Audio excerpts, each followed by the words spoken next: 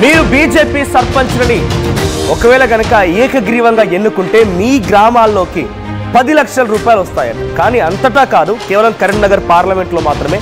ఈ మాట కేంద్ర మంత్రి బండి సంజయ్ చెప్తూ ఒక సంచలన ట్వీట్ చేశారు ఆయన.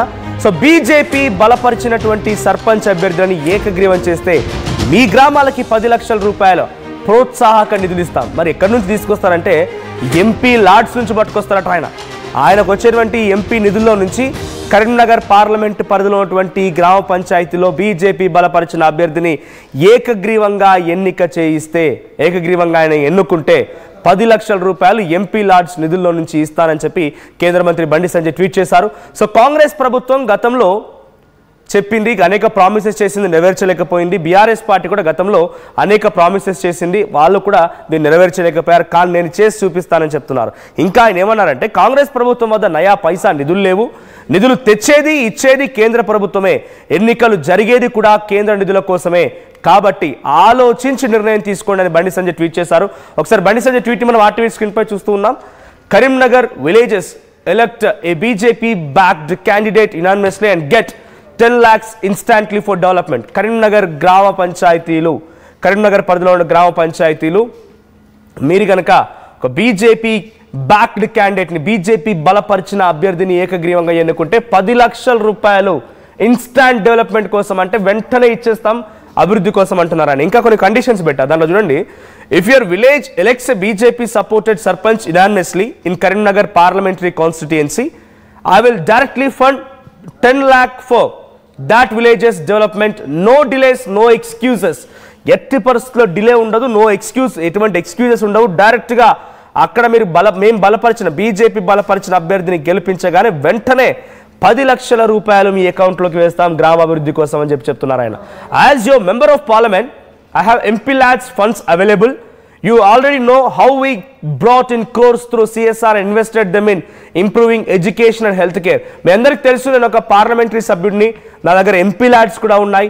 గతంలో కొన్ని కోట్ల రూపాయల డబ్బులు తీసుకొచ్చి కార్పొరేట్ సోషల్ రెస్పాన్సిబిలిటీ కింద ఆ తర్వాత ఇక్కడ ఉన్నటువంటి హెల్త్ కేర్ అండ్ ఎడ్యుకేషన్ పైన ఏ రకంగా మనం అభివృద్ధి చేశామో చూశారు. So as a union minister I will secure even more central funds. నేను ఒక కేంద్ర మంత్రిగా నేను మరిన్ని కేంద్ర నిధులను పట్టుకొస్తా.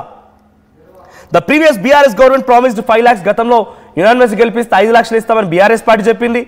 ఆ తర్వాత అంతకంటే ముందు అయితే ఆ సిచ్యువేషన్లో 70 గ్రామ పంచాయతీలు కరీంనగర్లో ఏకగ్రీవమైనా కూడా ఏం ఉపయోగం లేకుండా పోయింది.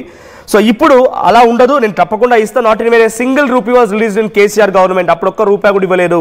అంతకంటే ముందు కాంగ్రెస్ పార్టీ కూడా ఈ రకంగానే మాయ మాటలు చెప్పింది, కానీ నెరవేర్చలేదు. Those who trusted Congress and BRS ended up sufferingly financially. So ఆర్థికంగా ఇబ్బంది పడ్డరు, ఆ పార్టీలు ఎవరైతే నమ్మిరో వారంతా కూడా ఆర్థికంగా ఇబ్బంది పడ్డారు. So both parties are now preparing to repeat the same deception. ఇప్పుడు మళ్ళీ కూడా రెండు రాజకీయ పార్టీలు ఆ రకమైనటువంటి ఒక ఎత్తుగడతోనే ఎజెండాతోనే వస్తున్నాయి. సో నేను మిమ్మల్ని రిక్వెస్ట్ చేస్తున్నా, కరీంనగర్ ప్రజలారా, కరీంనగర్ పార్లమెంటరీ పరిధిలో గ్రామ పంచాయతీల ప్రజలారా, మీరు వాళ్ళ మాటలు నమ్మకండి, మీరు వాళ్ళ మాయ మాటలో పడకండి. Only the BJP brings a real funds. Only BJP మాత్రమే నిజంగా ఫండ్స్ తీసుకురాగలుగుతుంది. If Congress or BRS backed candidates win by mistake, new funds will not come. ఒకవేళ కనుక బీఆర్ఎస్ కాంగ్రెస్ పార్టీకి సంబంధించినటువంటి పార్టీల బలపరిచిన అభ్యర్థి కనుక గెలిస్తే ఒక్క రూపాయి కూడా రాదంటున్నారు. ఎవరు గెలిచినా కేంద్రం నుంచి రావాల్సినటువంటి గ్రామ పంచాయతీ నిధులు వస్తూనే ఉంటాయి. బట్ ఆయన చెప్తున్న రాజకీయంగానే మాట్లాడుతున్న మాట ఏంటంటే ఒక్క రూపాయి కూడా రాదని చెప్తున్నారు ఆయన. So don't fall for their inducements. వాళ్ళ మాటలకి, వాళ్ళ ట్రిక్లకి, వాళ్ళ జిమ్ముక్లకి పడిపోకండి. మీరు బీజేపీ బలపరిచిన అభ్యర్థిని గెలిపించండి. సో మీరు గెలవండి, మమ్మల్ని గెలిపించండి, మన గ్రామాన్ని అభివృద్ధి చేసుకోండి. ఇది ఆయన ఇంగ్లీష్లో రాసినటువంటి ఆ ట్వీట్. సో ఇప్పుడు బీజేపీ కేంద్ర మంత్రి బండి సంజయ్ రాసిన ఈ ట్వీట్ సంచలనంగా మారింది. ఒకవేళ కనుక బీజేపీ అభ్యర్థి, బీజేపీ బలపరిచిన వ్యక్తి కనుక గెలవకపోతే అక్కడ అభివృద్ధి ఉండదు అన్నట్టుగా ఆయన ట్వీట్లో రాసుకురావడం ఇప్పుడు సర్వత్రా చర్చనీయాంశంగా మారింది. మా ప్రతినిధి శ్రీధర్ ఉన్నారు. శ్రీధర్, సో బండి సంజయ్ ట్వీట్ చాలా సంచలనంగా మారింది. ఆయన బీజేపీ బలపరిచిన అభ్యర్థిని కనుక ఏకగ్రీవంగా ఎన్నుకుంటే 10 లక్షల రూపాయలు నా ఎంపీ నిధుల్లో నుంచి ఇస్తాను, నా దగ్గర కోట్ల రూపాయల ఎంపీ నిధులు ఉన్నాయి, అవసరమైతే కేంద్రం నుంచి మరిన్ని పట్టుకొచ్చి ఇస్తాను. ఒకవేళ కనుక బీఆర్ఎస్ కాంగ్రెస్ పార్టీ బలపరిచిన అభ్యర్థి కనుక గెలిస్తే మీ గ్రామాల అభివృద్ధిలో కుంటుబడిపోతాయి, ఒక్క రూపాయి కూడా రాదని చెప్తున్నారు ఆయన. గ్రామ పంచాయతీలకు నిధులు ఇచ్చారే కేంద్రం. సో వేరే పార్టీలు బలపరిచిన అభ్యర్థి కనుక గెలిస్తే ఒక్క రూపాయి కూడా రాదు అని ఎలా చూడాలి? ప్రస్తుతమైన రాజకీయంగా మాట్లాడుతున్నారా? ఈ మాటల వెనుక ఆంతర్యం ఏంటి? రాజకీయంగా ఎటువంటి చర్చ జరుగుతోంది? పంచాయతీ ఎన్నికల్లో సత్తా చాటేందుకు కూడా బండి విశ్వ ప్రయత్నాలు చేస్తున్నారని మనం గమనించవచ్చు. అందులో భాగంగానే ఈ 10 లక్షలు ఏకగ్రీవం అయితే 10 లక్షలు ప్రకటిస్తానని ఏదైతే ఉందో అది బండి ప్రకటించాడని కూడా రాజకీయంగా చర్చ జరుగుతుంది. ఎందుకంటే బీజేపీకి సంబంధించి కొంత ఉత్తర తెలంగాణ పార్టీ బలంగా ఉంటుంది, అది కరీంనగర్ లో కూడా పార్టీ బలంగా ఉంది. రెండోసారి అక్కడ పార్లమెంటు సభ్యుడిగా కేంద్ర మంత్రిగా ప్రస్తుతం బండి సంజయ్ ఉన్నారు కాబట్టి తన పార్లమెంట్ కు సంబంధించి చెప్పుకోదగ్గటువంటి పంచాయతీ సీట్లు అంటే సర్పంచ్లు గెలిపించకపోతే బండి మీద విమర్శలు వచ్చేటువంటి ఛాన్స్ ఉంటుంది. ఎందుకంటే ఇప్పటికే అటు కరీంనగర్ పార్లమెంటుకు సంబంధించి అటు ఈటెల రాజేందర్ హుజురాబాద్ సంబంధించి బండికి సంబంధించి కొంత ఇప్పటికీ అక్కడ వార్ జరుగుతుంది. వార్ జరగడమే కాదు, ముందస్తుగా బండి కూడా పంచాయతీ ఎన్నికలు వస్తాయని ముందుగా తను బండి కొంత ముందు జాగ్రత్త కూడా అటు పోలింగ్ బూత్ అధ్యక్షులతో వాళ్ళందరితో మీటింగ్ పెడుతున్నాడు. ప్రస్తుతం ఉన్నటువంటి పరిస్థితుల్లో లోకల్ బాడీ ఎలక్షన్ చూస్తుంటాం, రాష్ట్రంలో అధికారంలో ఉన్నటువంటి పార్టీకే కూడా ప్రోగా వెళ్తుంటుంది. అసలు గుర్తులతో ఈ పంచాయతీ ఎన్నికలు జరిగినప్పటికీ కూడా ఎవరు అభ్యర్థి గెలిచినా సరే వాళ్ళు అధికార పార్టీ నుంచి గెలిచినట్టు కూడా కొంత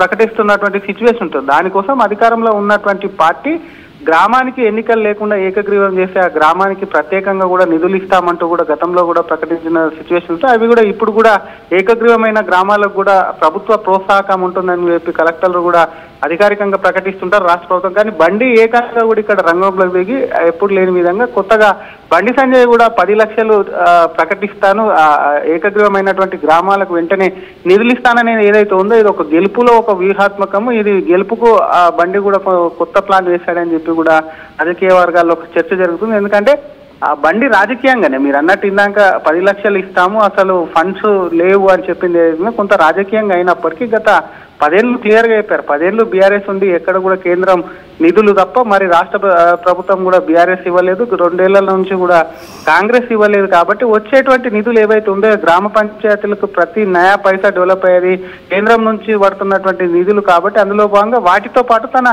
సొంతంగా ఎందుకంటే కార్పొరేట్ ఫండ్ తో ఇప్పటికే బండి అక్కడ లోకల్ కు సంబంధించి కార్పొరేట్ వైద్యం సంబంధించి ప్రభుత్వ ఆసుపత్రిలో కొంత కార్పొరేట్ వైద్య సేవల్ని కూడా అందిస్తున్నానని ఇప్పటికే ప్రకటించారు. అటువంటి ఫండ్ రేజ్ చేయడం కాకుండా తన సొంత నిధులు అని చెప్పి కూడా కొంత నిన్న ప్రకటించినటువంటి సిచ్యువేషన్ ఉంది.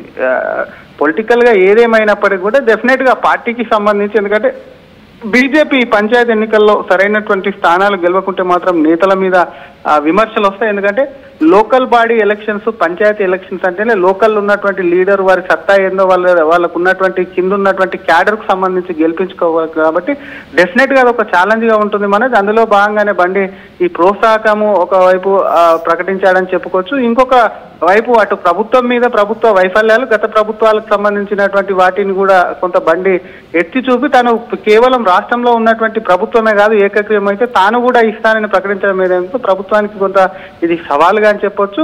గ్రామాలకు సంబంధించి ఏకగ్రీవం అయితే కొన్ని గ్రామాలు మనం చూస్తుంటాం, చాలా మట్టుకు జిల్లాలలో చూస్తుంటాం ఏకగ్రీవం గ్రామాలు అవుతుంటాయి కాబట్టి ప్రభుత్వం కాదు తను కూడా ప్యారలల్ గా ఇస్తానని చెప్పడంతో కొంత ఆయన వైపు కూడా గ్రామ పంచాయతీలు గెలిచేటువంటి ఛాన్స్ అది బీజేపీ అభ్యర్థి కూడా అక్కడ గెలిచాడని చెప్పి కూడా తన ఖాతాలో వేసుకునేందుకు ఇది రాజకీయంగా ఒక ఎత్తుగడ అని చెప్పొచ్చు మనోజ్.